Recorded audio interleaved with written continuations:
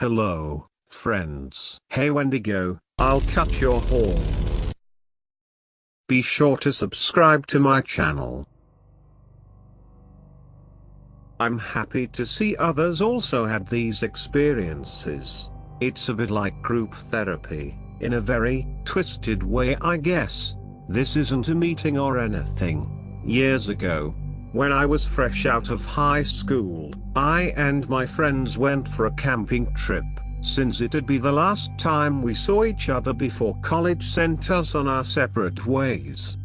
We had planned to go deep into the national forest in the mountains, and just enjoy ourselves for a few weeks. My friends who came along were Preston, a Native American who had several years of survivalist strategies under his belt; Jamie, a hunting and gun enthusiast like me, with a propensity for adventure; Mark, Preston's friend, not so much mine. He smoked a lot of drugs and seemed to be okay, but I was always on edge around him. With us, we packed 2 tents, dried fruit, rice, jerky, camping supplies, and beer, along with a Mini 14 rifle, a Saiga 12 shotgun, 2 pistols, my Taurus Judge revolver, and Jamie's 357 revolver. We packed all of this into my battered BMW station wagon, with me being the driver. Stopping at a car park, we loaded up our gear on our backs and began going deep into the forest. The first day was uneventful. Preston found a good clearing for us to settle at. We set down our gear and set up the tents while Preston got to work with a cooking fire. I was always good at setting up tents, so this wasn't a problem for me. Within 20 minutes, we had set up the basics of camp. I cracked open a beer and sat next to Preston, who had created a roaring fire. I smiled at him. "I'm gonna miss you, man." I patted his back. "Me too. Let's enjoy this," he responded. Jamie and Mark were carrying on, exploring the surrounding area. At the time, I could have sworn I saw a pair of green eyes and antlers looking at me. I would come to regret not asking Preston in the coming days. I tried to forget as we sat down to dinner that night. Campfire curry, a mix of curry spices, frozen chicken we brought and prepared, and a few vegetables, along with a small pot of rice. As it was the first night, we ate all of our perishables. It was tasty for sure. Then, like we were kids once again, we roasted marshmallows and made s'mores. It was truly a very fun time, for sure. If only it would have lasted. That night was uneventful as well. I slept like a baby, and Preston, whom I shared a tent with, didn't seem to be bothered at all. The next morning, we packed up camp and decided to head south, towards a large river with the intent of spending a few nights riverside. As we were in the remote wilderness, I handed Preston my Mini 14, and I myself carried the Saiga 12. Slugs and buckshot alternated in its 10-round magazine. Jamie kept his 357, and I had my sidearm as well. We walked for what seemed like hours. The mistiness, overcast weather and lack of clear landmarks required we rely on GPS and compasses. As we headed south, I saw the look on Preston's face. He looked worried. "Preston, what's up, man?" I asked him. He had me get close and he whispered, "I dunno, man. I got a feeling that a bad omen is about to pass. Keep everyone in sight." I'll listen to anything. As he said that, we heard what sounded like a distant whooping noise. All of us looked around. In the distance behind us, I could have sworn I saw something shambling. It was too far to shoot with my shotgun, so I pointed at it and told Preston to shoot. "Shoot that thing." 3 shots from the Mini 14 and the smell of freshly fired ammunition filled my nostrils. Whatever it was got down on all fours and bounded away. What was that? Mark asked, shocked. Preston swore up and down in his native language, before he finally said, that, my friends, is something truly evil. We need to hurry to the river. We ran for about 30 minutes, our pace slowed by the amount of heavy gear we carried. Preston looked from side to side but found nothing as he did so. Soon, we reached the rushing river, and with that, the fog seemed to dissipate. Preston looked around, shook his head, looked at his GPS and finally said, the other side of the national forest is available to us across a hand tram a mile upstream. We can make it there before lunchtime if we hurry. Preston, what's going on? What was that thing? Jamie asked, concerned. I can't be sure, but it's nothing good. I want to try and lose it across the tramway. Whatever that thing is, if it's anything like my family stories, it won't ford a river. We're going. That's final. Preston led the way upriver, keeping close to the shoreline. Eventually, we did find it. A large steel and wood car suspended over a wide expanse of river. I got in first and wasted no time getting across. I watched the trail on the other side while Jamie went across next with some of the extra gear. And then finally Preston and Mark squeezed into the tram and got across. As I turned to leave, I saw Preston take out his bowie and he began hacking at the rope suspending the tram. What the hell are you doing, man? That's state property, that's a felony, I said, bewildered. We can't have that thing to follow us.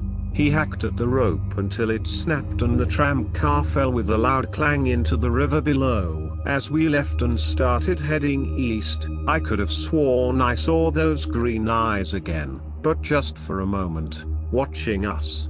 We made camp at a clearing on the edge of a hill's wide ridge. It gave us great views and visibility, but more importantly, as Preston stated, we can see anyone or anything coming. As he sat and made the fire he said, we're doing watch rotations. That thing, I am genuinely afraid of it. I bet it's just a bear. Preston. Too many family stories. Mark Gifford. As I said previously, he was Preston's, not my friend. I took the second watch after Preston cooked a meal of rice pudding. I had no trouble staying up. Then Jamie. I sat up and talked to him for a while. He worried a little, and he expressed that he wanted to go home. I know what you mean, dude. This is too creepy. Mark took the last watch. My shotgun propped up next to the tent in case he needed it, or so Jamie told me. When we got up the next morning, Mark had disappeared. Immediately, we questioned Jamie, whose story checked out. He saw Mark up and watching. We waited. Preston, reigniting the few vapors. He also pulled out a small can of pine tar and began making torches. What are they for, Preston? Jamie asked. I'm sure of it, we've got a Wendigo. Preston replied. A Wendigo? The fuck is that? I replied. A cannibalistic demon with green eyes, a deer skull for a head, and a thirst for human blood. They're also like skinwalkers, you know, like in True Blood? At the time, the TV show was popular, he explained. I became very scared, so that grabbed Mark and ate him. We'll wait for Mark for a few hours. Keep the guns locked and loaded. Do not let him approach within 200 feet of the campsite. I'm going out for a bit. You're crazy, Preston. I protested. He whispered in my ear. When I come back, ask me, my favorite sailor. It's Saturn, for the record. He then approached Jamie and told him something that I knew I wasn't supposed to hear. Then he grabbed 2 torches, his knife, and he turned back to us. Wendigo do not like fire. Keep the fire going. There's plenty of sticks and wood right there for a few hours. I'll be back. Do not forget what I told each of you. If I can't answer it when I come back, shoot me." As he disappeared into the forest, I sat with Jamie, back to back. He had my Sega, I had my Mini 14. For hours. We heard various sounds in the forest, including those whooping noises, the sound of what sounded like Mark, and what I thought was the sound of a distantly beating drum. By afternoon, we heard rustling in the forest, and none other than Preston returned, dirt smeared on his face, and a makeshift drum under his arm, with one torch left. He stopped short of the campsite when I raised my gun at him. "What's this about, guys? It's me, Preston," he said. "What is your favorite Final Fantasy protagonist?" Jamie asked. Squall. "Of course." Jamie lowered his gun. "What is your favorite sailor?" I asked slowly and deliberately. "Saturn, of course." "I suppose this means Mark is still missing." "Yes," he responded. I lowered my gun and said, "Come on up, dude." And yeah, we heard whooping noises but no sign. Preston averted his gaze. "It's hunting us." I confirmed the tracks, and my little serenade in tribal chants caused it to at one point come and look at me. "How did you get away?" I asked. "I chased it with fire. They're afraid of it." "Remember," he responded. "Do guns harm them?" I asked slowly. "It can injure them. But you really need fire or silver." "We only have a fire, as usual. We're going to burn one of the tents and drop some gear. We're going light. We're heading to the highway. It's 35 miles to the east, but we can get there over 2 days.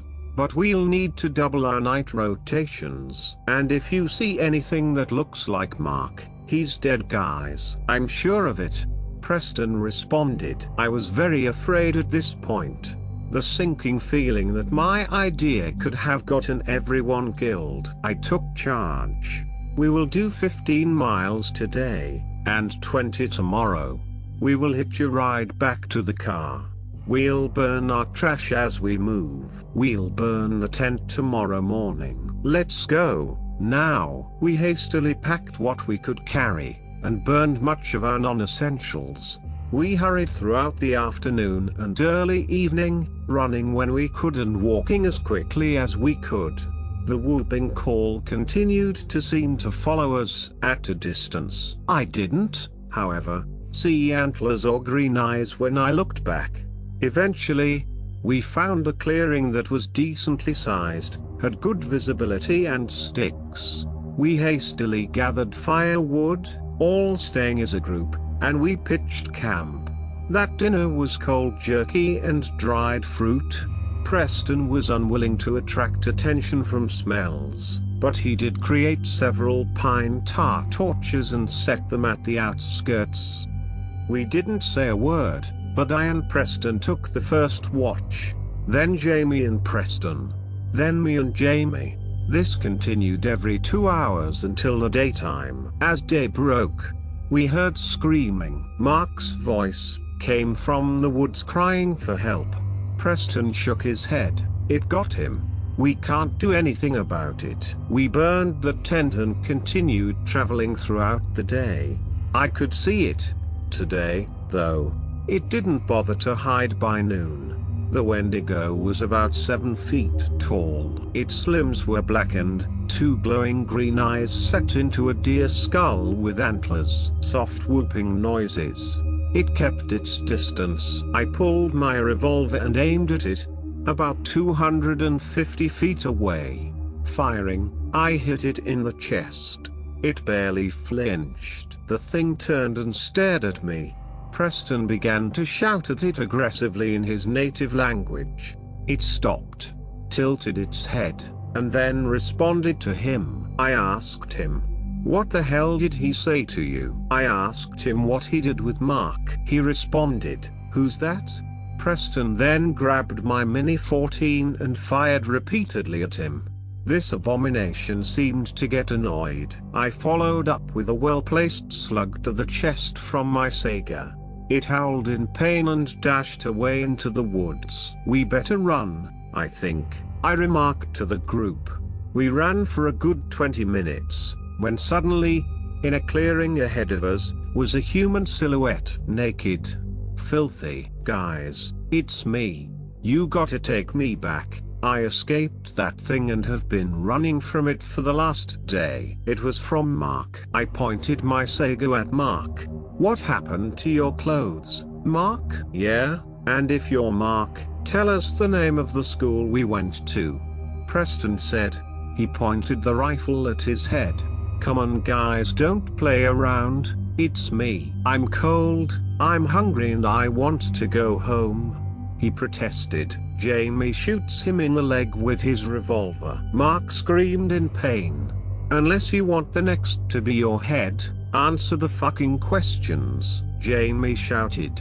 That's when Mark's head snapped to Jamie, in a grossly unnatural fashion. I was paralyzed by fear as it appeared as if Mark was contorting and screaming in unnatural tones. I fired, repeatedly, all remaining shells in the magazine.